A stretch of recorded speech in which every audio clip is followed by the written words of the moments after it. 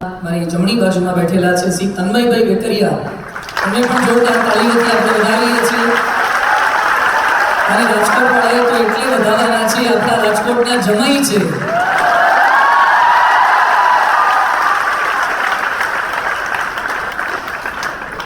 જેવા દિલીપભાઈ ભક્તરાજ છે, એવી જ નિષ્ઠા, એવો જ સત્સંગ, એવો જ સત્સંગમાં જોડાણ શ્રી તન્મયભાઈનું પણ છે. બાગાના રોલની અંદર તો આપણે જોયા છે, પણ એમની આ સત્સંગની દ્રઢતા એ પણ અનેરી આપણને કંઈક પ્રેરણા આપે એવી છે. શ્રી તન્મયભાઈ, આપને પ્રશ્ન પૂછવાનો કે આપને સત્સંગમાં જોડાવાની પ્રેરણા કઈ રીતે પ્રાપ્ત થઈ? સૌથી પહેલા રાજકોટના મારા દરેક ભાઈ બહેનોને મારા જય સ્વામિનારાયણ. ડૉક્ટર સ્વામીને દંડવત કરું છું. સ્વામી જય સ્વામિનારાયણ. પ્રેરણા લગભગ 2002માં આપણે જે સ્વામી સંવાદો થાય છે ને, એમાં મારા ફાધર લગભગ 85-86 થી અને હું લગભગ 2002 થી એ સંવાદમાં સેવા આપતો હતો સ્વામી. એટલે જેમ દિલીપભાઈએ કીધું, મને પણ દેવલભાઈ પંડ્યા જે આપણા સત્સંગી છે, એમણે ત્યારથી મને કહેતા હતા કે યાર તો એકવાર રવિ સભામાં આવો, તો એકવાર રવિ સભામાં આવો. પણ ક્યારેય યોગ થતો નહોતો. અને તારક મહેતા કા ઉલ્ટા ચશ્મા સિરિયલ મળી મને, એ પહેલાં દિલીપભાઈ હારે એક નાટકમાં કામ કરવાનો મને લાભ મળેલો. ત્યારે એવું હતું કે દિલીપભાઈથી મને બહુ ડર લાગતો હતો, કારણ કે કામમાં એકદમ પરફેક્ટ, એકદમ ટાઈમમાં એકદમ પંક્ચ્યુઅલ, સ્ટેજ ઉપર કોઈ ભૂલચૂક ન થવી જોઈએ, એટલે ટેમ્પરામેન્ટ એમનો ત્યારે થોડોક હાઈ હતો. પછી જ્યારે તારક મહેતા કા ઉલ્ટા ચશ્મા મેં જોઈન કરી બાઘા તરીકે, પછી એમના ટેમ્પરામેન્ટમાં મને જમીન આસમાનનો ફરક લાગ્યો. અને જે પહેલાં હું દિલીપભાઈને જોતો હતો અને પછી જોતો હતો, એ દિલીપભાઈના મોઢા પર એક અલગ જ તેજ હતું, એક શાંતિ હતી. ને મને એમ થાય કે આટલું બધું પામી લીધા પછી કોઈ માણસ આટલું શાંતિથી ને પેશન્સ સાથે કામ કેવી રીતે કરી શકે? આ ઇમ્પોસિબલ છે. પણ જેમ દિલીપભાઈએ કીધું એમ, એ અત્યારે બેઠા છે એટલે કહું છું કે એવી રીતે નથી, પણ હકીકતે કહું તો સત્સંગમાં આવવા માટેનું સૌથી મોટું બળ જો મને ક્યાંકથી મળ્યું હોય, કોઈ ઇન્સ્પિરેશન જો મને ક્યાંકથી મળ્યું હોય, 2002માં સંવાદમાં સેવા આપ્યા એ પછી પણ, તો એ દિલીપભાઈ છે. અને બીજું એવું હતું કે અમે જે ફિલ્ડમાં છીએ સ્વામી, એમાં કામ હોય ને ત્યારે અમે એમ કહીએ, કામ હોય ત્યારે ઈદ, નહીંતર રોજા. અને જ્યારે મારું ક્યારેક કામ ન હોય કે ઓછું હોય કે ઘણા દિવસ એવું બને કે મારે ઘરે બેસવાનું આવે, ત્યારે ડિપ્રેશન આવે. કારણ કે પુરુષ તરીકે આના સિવાય બીજું કંઈ આમ આવડે નહીં મને.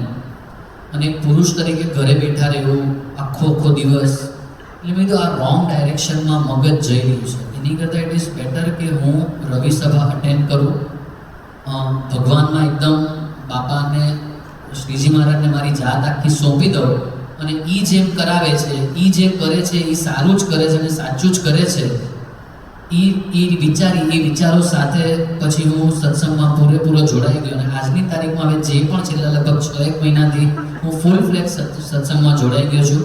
વ્યસન મૂકી દીધા છે, ડુંગળી લસણ એ જ દિવસથી મૂકી દીધા જે દિવસે કોઠારી બાપાએ મને પૂજા આપી. એટલે બસ ત્યારથી પછી એમ થયું કે જે છે આ છે, આનાથી બીજું વિશેષ કંઈ જીવનમાં છે જ નહીં. અભિનંદન. જ્યારથી સત્સંગમાં આવ્યા ત્યારથી તિલક ચાંદલા સહિત પૂજા, હજુ આપણે કેટલાકને પૂજામાં તકલીફ થતી હોય છે, તિલક ચાંદલામાં તકલીફ થતી હોય. આપણે તો કંઈ ઓન સ્ક્રીન આવવાના જ નથી હોતા, આ લોકો ઓન સ્ક્રીન આવે છે, છતાં પણ તિલક ચાંદલા સહિત પૂજા. તન્મયભાઈ પરાસભા પણ ભરે છે, રવિ સભા ભરે છે. એમના વિસ્તારમાં હરિમંદિર છે, તો ત્યાંની શણગાર આરતીમાં રોજ 7:30 વાગે પહોંચી જાય છે. ધર્માદો પણ રેગ્યુલર આપે છે. આ બધું કયા વિચારથી આપ નિયમનું પાલન કરી શકો છો? ખબર નહીં, જ્યારથી સત્સંગમાં જોડાયો ને સ્વામી, ત્યારથી અંદરથી એક અલગ જ ઉર્જા, એક અલગ જ પોઝિટિવિટી આવી જાય છે. અને જે દિવસે એમ થાય, જેમ હમણાં ગયા જ રવિવારે દિલીપભાઈને ખબર છે, અમે લોકો 15 ઓગસ્ટનું શૂટિંગ કરતા હતા, એટલે દિલીપભાઈ જતા હતા ને હું જઈ નહોતો શકતો કારણ કે મારું કામ બાકી હતું. મેં દિલીપભાઈને કીધું કે મારા વતી ખાલી દર્શન કરજો. રવિ સભા અટેન્ડ નથી થતી સ્વામી, કે પરાસભા અટેન્ડ નથી થતી ને, તો અંદરથી એવું લાગે છે કે આજે બહુ મોટું નુકસાન જીવનનું થઈ ગયું, એક બહુ મોટો પાર્ટ આજે લાઈફમાંથી ઓછો થઈ ગયો એવી ફિલિંગ આવે છે હવે. અને મારા ઘરથી દાદર લગભગ 1.25 કલાક થાય ડ્રાઇવિંગ કરતાં. એટલે હું ટ્રેનમાં જાઉં, લોકો મને ઓળખે નહીં એટલે હું મોઢા પર રૂમાલ બાંધી લઉં અને હાથમાં માળા કરતો કરતો એક ખૂણામાં બેસી જાઉં. એટલે દિલીપભાઈ હમણાં આવતી વખતે જ એક સરસ વાત કરી કે સાધુ બેઠો છે કે શેતાની ખબર ન પડે, કારણ કે મોઢે બુકાની બાંધી હોય કે હાથમાં માળા ચાલતી હોય, પણ ધ્યેય એક જ હોય કે ગમે 4:15 4:30 સુધી દાદર મંદિર પહોંચી જવું, અભિષેક કરવો, દર્શન કરવા, સંતોને પગે લાગવું અને પછી યોગી હોલમાં જઈ બેસીને માળા કરવાનું ચાલુ કરી દેવું. ખૂબ ખૂબ અભિનંદન. આવી પરિસ્થિતિમાં તેમની અંદર રૂમાલ બાંધીને લોકો ન ઓળખે ને 1.25 કલાકનું ટ્રાવેલિંગ કરીને પહોંચવાનું જવાનું. આપણે રાજકોટમાં 15-20 મિનિટમાં એક ખૂણેથી બીજે ખૂણે પહોંચી જવાય છે. કોઈ એવું ટ્રાવેલિંગ થતું નથી. એની વચ્ચે પણ રવિ સભા, પરાસભા બધું કરે છે. સત્સંગમાં આવ્યા પહેલાંનો આપનો કંઈક સ્વભાવ કેવો હતો અને આવ્યા પછી શું પરિવર્તન આપને અનુભવાય છે? સ્વામી, એવું છે ને કે બહુ સરસ વાત છે કે સત્સંગમાં આવ્યા પહેલાં, હજી અત્યારે પણ બાપાએ, મહાન સ્વામી મહારાજે આપણે પૃથ્વીના ગોળા જેટલો વિશાળ કચરો છે આપણું મન, એની અંદર ક્યાંક એકદમ નાનું એક છિદ્ર, એક બિંદુ છે જે ઉપરનો કચરો બધો સાફ કરીને એ બિંદુ સુધી પહોંચવાનું છે ને એ મહાન સ્વામી મહારાજ આપણને ત્યાં સુધી પહોંચાડવાના છે. એટલે સત્સંગ પહેલાં જે મને વ્યસનો હતા, કે ડુંગળી લસણ ખાવાની મને આદત હતી, કે પછી મગજ એકદમ ગરમ થઈ જતું હતું. દિલીપભાઈને ખબર છે, કારણ કે એ લોકોની સાથે હું એટલે કોને ખબર છે કે મારો ટેમ્પરામેન્ટ કેવો છે. પણ હવે એવું થઈ ગયું છે ને કે એકદમ શાંતિ, એક અંદરની એક ઇન્ટરનલ પીસ જેને આપણે કહીએ, કે જેને આપણે ઇનર ટર્મોઇલ કહીએ, આંતરિક કોલાહલ જે બધી હતી, બધી ધીમે ધીમે હવે એવી શમવા માંડી છે કે હું ગાડી ચલાવું ને તો એવું બનતું નહોતું કે મારા ઘરથી ફિલ્મ સિટીના સેટ સુધી પહોંચું ને વચ્ચે લગભગ મેં 20-22 રિક્ષાવાળાને ગાળો ન ભાંડી હોય. પણ આજે એવું થઈ ગયું છે ને કે હું ભલો મેં પેનડ્રાઈવ લઈ લીધી છે કીર્તનોની, 1000 કીર્તનની, એ ચાલતી હોય, મારું સ્વામિનારાયણ ભગવાનનું નામ ચાલતું હોય, અને શૂટિંગ વચ્ચે પણ મને ટાઈમ મળે, અમે લોકો રિહર્સલ ન કરતા હોય તો મારા રૂમમાં બેસીને માળા કરતો હોઉં. એટલે જેટલો મને એમ થાય છે કે જેટલો હું સ્વામિનારાયણ ધૂન બોલીશ ને એટલો મારી અંદરનો જેટલો હજી કચરો છે એ બધો સાફ થઈને બધી પવિત્રતા હજી અંદર ઇન્કોર્પોરેટ થયા કરશે. ગણેશ શિબિર ભર્યા પછી પણ જે વાતો આપણને ન શીખવા મળે એવી ખૂબ સુંદર વાતો, ખરેખર હૃદય સ્પર્શી, આપણને સૌ કોઈને પ્રેરણા મળે. જે આપણે મંદિરમાં બેઠા બેઠા પણ માળા નથી કરી શકતા, એ તન્મયભાઈ ફિલ્મના સેટ પર બેઠા બેઠા માળા કરે છે. આ સાચી લગ્ની હોય. ઇવન દિલીપભાઈ માટે તો નટુ કાકા મને મળ્યા હતા રાજકોટ આવ્યા ત્યારે, એ કે અમારી આખી સિરિયલ જે કંઈ ચાલે છે એક હાચા ભગતના સતને લીધે ચાલે છે. કે એનું એટલું પવિત્ર જીવન છે, એને લીધે જ અમારી આટલા મહિનાઓથી, વર્ષોથી સિરિયલ જે ચાલે છે એ આપણો પાકો ભગત છે એટલે ચાલે છે. બીજો એક આપને પ્રશ્ન પૂછવાનો કે ઘરે પહેલા મોડા ઉઠવાની ટેવ હતી અને પૂજા શરૂ કર્યા બાદ શિક્ષાપત્રીમાં આપણે એક શ્લોક વાંચ્યો કે સૂર્યોદય પહેલા તો ઉઠી જવું જોઈએ. ત્યારથી તમે તમારા ઉઠવાના બધા શેડ્યુલ બદલી નાખ્યા. આવો શ્લોક તો અહીંયા બેઠેલા બધાએ ઘણીવાર વાંચ્યો છે. તમારે કયા પ્રકારની શિક્ષાપત્રી હતી કે શ્લોક કયો હતો, કેમનો આ ફેરફાર થઈ ગયો? ના, એટલે સ્વામી એવું છે ને કે જ્યારથી સત્સંગમાં હું લગભગ, મને હજી ડેટ યાદ છે, 26મી માર્ચ મેં પહેલી રવિ સભા મેં અટેન્ડ કરી હતી અને મને કોઠારી બાપાએ પૂજા આપી હતી. અને ઘરે જઈને જ ટ્રેનમાં બેઠા બેઠા મેં શિક્ષાપત્રી વાંચી અને મને ઘણું બધું એમાંથી જાણવા મળ્યું.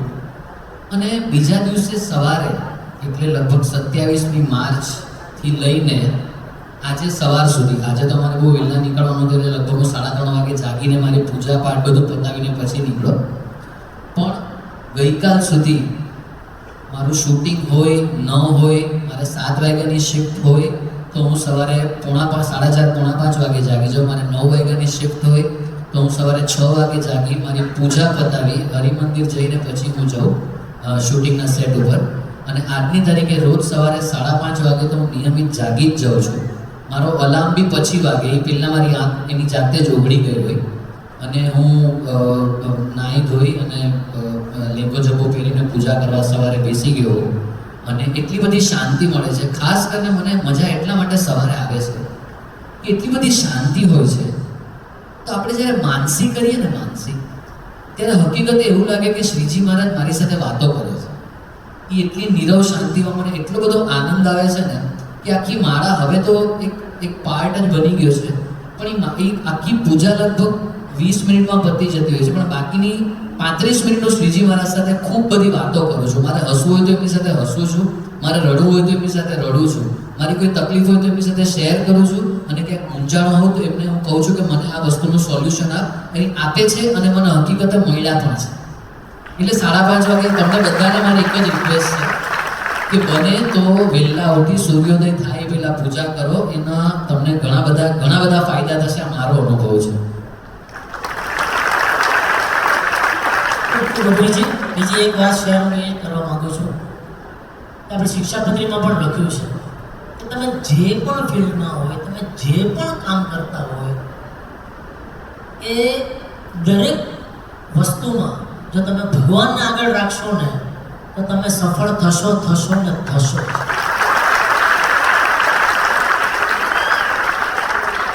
લૌકિક લોકોને આ નથી સમજાતું. સત્સંગમાં આવે પહેલાં કોઈ કે મને કહ્યું તો હું બી ન સમજત કે એ શું ભગવાનની સાથે.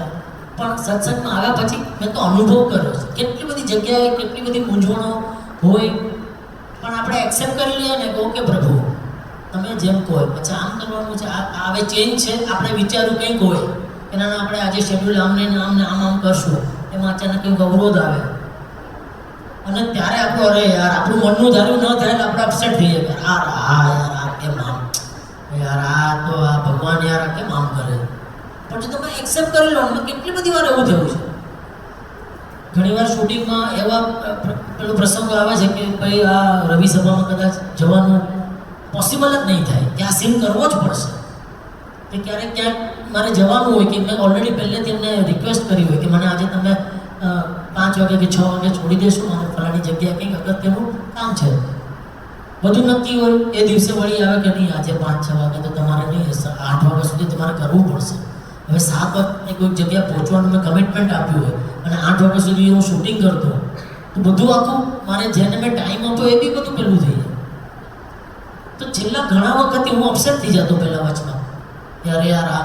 પણ છેલ્લા મેં આમાં હું ટ્રાય કરી છે કે ઓકે ફાઇન, આ ભગવાન કરે છે ને પરીક્ષા લેશે, ઓકે અચ્છા તમે જેમ કરો છો એ સાચું, મારે નથી જવાનું ચાલ હું નહીં જાઉં. શેડ્યુલમાં ચેન્જ છે, ઓકે તમે જેમ કહો એમ. ઓટોમેટિકલી પાછું રિવર્સ થઈ જાય. પાછું આવે કે ના થઈ ગયું બધું એડજસ્ટ, તમને 5 વાગે તમને અમે છોડી દઈશું જેમ હતું એમ. એટલે હંમેશા કોઈ પણ કાર્ય કોઈ પણ ફિલ્ડમાં તમે હોય, અને હું તન્મય બે જાત અનુભવથી કહીએ છીએ કે ભગવાનને તમે હંમેશા આગળ કરશો ને. પછી એમ જે બાપા પણ કહેતા કે આટલા હળવાફળ બાપા કેમ રહેતા, તો કે બધું ભગવાન માથે નાખી દે. આપણે કોશિશ કરવાની, એમ નહીં કે પછી આ જમવાનું હોય તો હવે ભગવાન ખવડાવશે મોટા પાડે. તો આપણે એટલી મહેનત કરી, એટલે મહેનત તો કરવી પડે. થાળીમાંથી કોળીઓ આમ લઈને મોઢા સુધી તો લઈ જવો પડે. એ ભગવાન ના આવીને ખવડાવી જાય.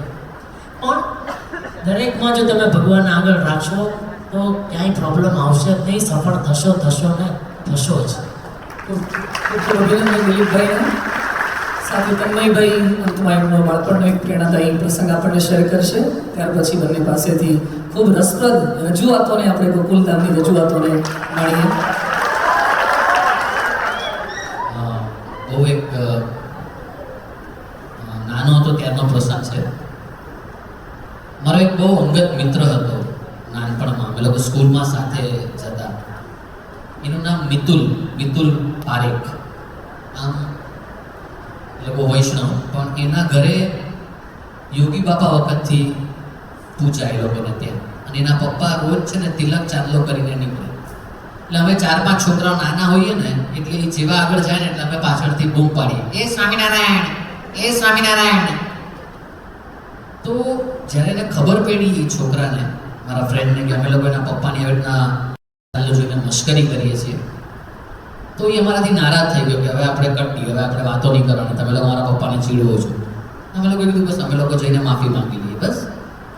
એટલે અમે લોકો એને એના પપ્પાને જઈને કીધું અંકલને કે સોરી અમે તમને આવી રીતના ચીડાવીએ છીએ સ્વામિનારાયણ એટલે સોરી. તો એનો જવાબ મને હજી સુધી યાદ છે. મને કે કાંઈ વાંધો નહીં બેટા, તમે લોકોએ ભગવાનનું નામ જ લીધું છે. મને ચીડવતા પણ તમે જેટલી વાર ભગવાનનું નામ લીધું છે ને એટલી વાર તમારો કલ્યાણ થશે. અને એક વસ્તુ યાદ રાખજો, જો સ્વામિનારાયણ ભગવાનનો હુકમ હશે ને તો એક દિવસ તું પણ સત્સંગમાં આવીશ, ત્યારે તું મને યાદ કરીશ. તો એ જ્યારે હવે આજે હું સત્સંગમાં આવ્યો છું, આજે હું સત્સંગમાં પૂરી રીતે કાર્યરત છું, મેં મારી જાતને શ્રીજી મહારાજને સોંપી દીધી છે, તો આજે મને એ વસ્તુ યાદ આવે છે કે ત્યારે એને જ્યારે કીધું હશે ત્યારે બાપા એને તથાસ્તુ કીધું હશે, તો એ મને હવે ફળ્યું અને હું સત્સંગનો એક ભાગ બની છું.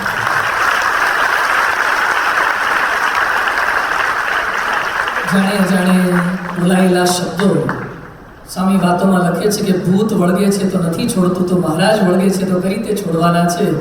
ખૂબ સુંદર પ્રેરણા બંને આપણને આપી છે. જોરદાર તાળીઓથી એમનો ખૂબ ખૂબ આભાર માનીએ છીએ.